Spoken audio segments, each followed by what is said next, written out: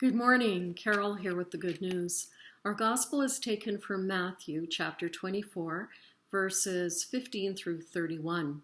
I'll be reading verses 30 through 31.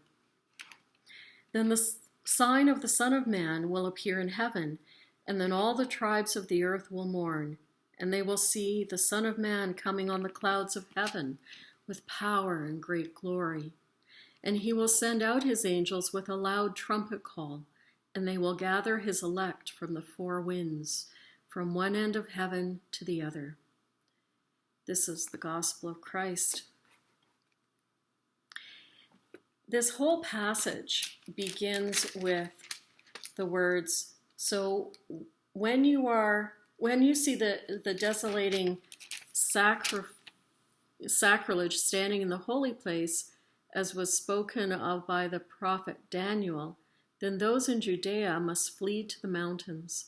The one on the housetop must not go down to take what is in the house. And it continues. The full passage is one of darkness and could feel overwhelming and daunting to try and work through. And I can't say that the first few times I read through it and the chapters beforehand, it really felt like good news. Then I started to think about it differently, that it isn't meant to be apocalyptic. It is meant to be a reminder to us. In our times of darkness and uncertainty, we can rest assured that there are signs around us that Jesus is with us.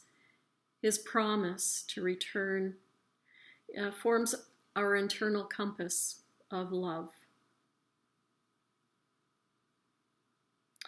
And that compass directs our steps each day to remain hopeful and patient and to treat each day as a new day. That the compass itself within us helps us reset where we've been and where we're going. So even though this passage can feel dark, today it actually, to me, feels like the good news because it fills me with joyful anticipation and reminds me of a favorite story about faith, light, and new birth. And this is good news for sure, because we're in the week of Advent, of joy. This story that I'll read is written by Father Jean de Brebeuf and illustrated by Francis Tyrrell. Now the book itself is rather large, so forgive me for not showing all the pictures if you are so inclined, or there might be some children watching this too. So I'll read and then show some pictures.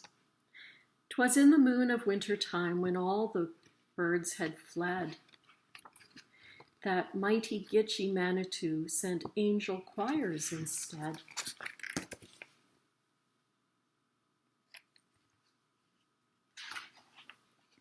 Before their light the stars grew dim, and wondering hunters heard the hymn.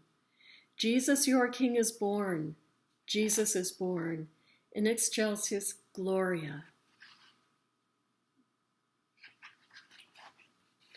Within a lodge of broken bark, the tender babe was found, a ragged robe of rabbit skin enwrapped his beauty round.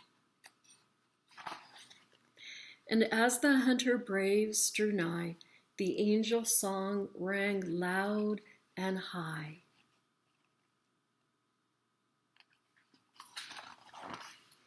Jesus, your King is born. Jesus is born in excelsis Gloria. The earliest moon of winter time is not so round and fair, as was the ring of glory on the helpless infant there.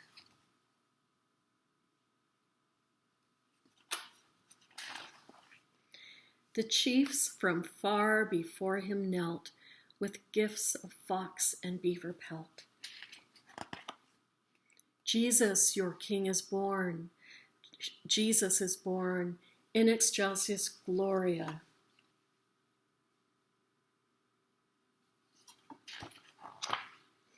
O children of the forest free, O children of Manitou, the holy child of earth and heaven is born today for you.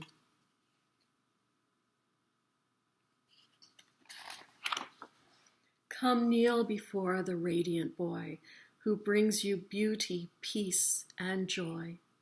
Jesus, your King, is born. Jesus is born. In excelsis Gloria.